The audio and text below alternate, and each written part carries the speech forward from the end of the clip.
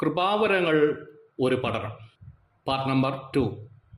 വേദപുസ്തകത്തിൽ കൃപാവരങ്ങളെക്കുറിച്ച് പറഞ്ഞിരിക്കുന്ന ഭാഗങ്ങൾ റോമാലേഖനം 12-ാം അധ്യായത്തിൻ്റെ 4 മുതൽ 6 വരെയുള്ള വേദഭാഗങ്ങളും, എഫെസ്യർക്ക് എഴുതിയ ലേഖനം 4-ാം അധ്യായത്തിൻ്റെ 11-ാമത്തെ വാക്യവും 4-ാം അധ്യായത്തിൻ്റെ 13-ാം വാക്യവും 4-ാം അധ്യായത്തിൻ്റെ 16-ാം വാക്യത്തിലും, 1 കൊരിന്ത്യർ 12-ാം അധ്യായത്തിൻ്റെ 8 മുതൽ 10 വരെയുള്ള വാക്യങ്ങളിലും, 1 കൊരിന്ത്യർ 12-ാം അധ്യായത്തിൻ്റെ 28-ാമത്തെ വാക്യത്തിലും കൃപാവരങ്ങളെക്കുറിച്ച് രേഖപ്പെടുത്തിയിരിക്കുന്നതായി കാണാൻ സാധിക്കും.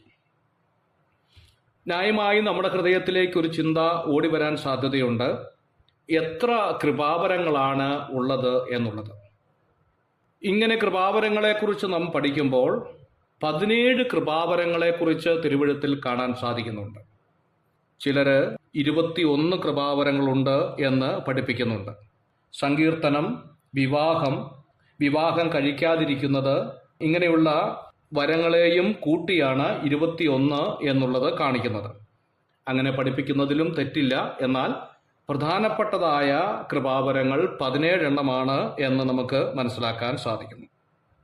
17 കൃപാവരങ്ങളെ പ്രധാനമായി 3 തിരിക്കാൻ സാധിക്കും. ഒന്നാമത്തെ ഭാഗം അടിസ്ഥാനപരമായ കൃപാവരങ്ങൾ എന്ന ഗണത്തിൽപ്പെടുന്നതാണ്. രണ്ടാമത്തത് താൽക്കാലികമായ കൃപാവരങ്ങൾ എന്ന പേരിൽ അറിയപ്പെടുന്നു. മൂന്നാമത്തത് സ്ഥിരമായ കൃപാവരങ്ങൾ എന്ന പേരിൽ അറിയപ്പെടുന്നു.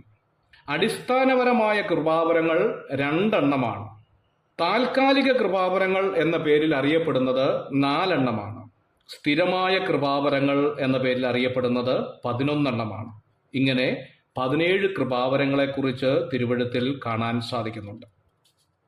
അടിസ്ഥാന കൃപാവരങ്ങളിൽപ്പെട്ട അപ്പസ്തോലനും പ്രവാചകനും എന്ന 2 എണ്ണമാണ് കാണാൻ സാധിക്കുന്നത്. എഫെസ്യ ലേഖനം 2-ാം അധ്യായത്തിന്റെ 20-ാമത്തെ വാക്യത്തിൽ നാം വായിക്കുന്നുണ്ട്, ക്രിസ്തുവേശു തന്നെ മൂലക്കല്ലായിരിക്കെ നിങ്ങളെ അപ്പോസ്തോലന്മാരും പ്രവാചകന്മാരും എന്ന അടിസ്ഥാനത്തിന്മേൽ പണിതിരിക്കുന്നു. ഇവിടെ ഉപയോഗിച്ചിരിക്കുന്ന വാക്ക് നാം ശ്രദ്ധിക്കണം. പണിയും എന്നല്ല, പിന്നെയോ പണിതിരിക്കുന്നു എന്നുള്ളതാണ്. കഴിഞ്ഞ കാല പ്രയോഗത്തിലാണ് ഈ വാക്യം ഉപയോഗിച്ചിരിക്കുന്നത്. എഫെസ്യ ലേഖനം 4-ാം അധ്യായത്തിന്റെ 11-ാം വാക്യത്തിൽ വീണ്ടും കാണുന്നു, അവൻ ചിലരെ അപ്പോസ്തലന്മാരായും ചിലരെ പ്രവാചകന്മാരായും നിയമിച്ചിരിക്കുന്നു. ഇവിടെയെല്ലാം കഴിഞ്ഞകാല പ്രയോഗങ്ങളായിട്ടാണ് കാണുന്നത്. രണ്ടാമത്തെ ഗണമാണ് താൽക്കാലിക കൃപാവരങ്ങൾ എന്ന പേരിൽ അറിയപ്പെടുന്നത്. താൽക്കാലിക കൃപാവരങ്ങൾ 4 എണ്ണമാണ്. അടയാള വരം അഥവാ സയൻ ഗിഫ്റ്റ് എന്ന പേരിലാണ് അറിയപ്പെടുന്നത്. 1 വീര്യപ്രവൃത്തി ചെയ്യുവാനുള്ള വരം. 2 രോഗശാന്തിക്കായുള്ള വരം. 3 വിവിധ ഭാഷ സംസാരിക്കാനുള്ള ഭാഷാവരം. 4 വ്യാഖ്യാനവരം. ഇങ്ങനെ 4 വരങ്ങളാണ് താൽക്കാലിക ഗണത്തിൽ പെടുന്നത്. മൂന്നാമത്തത് സ്ഥിരമായ കൃപാവരമാണ്. സ്ഥിരമായ കൃപാവരങ്ങൾ 11 എണ്ണമാണ്.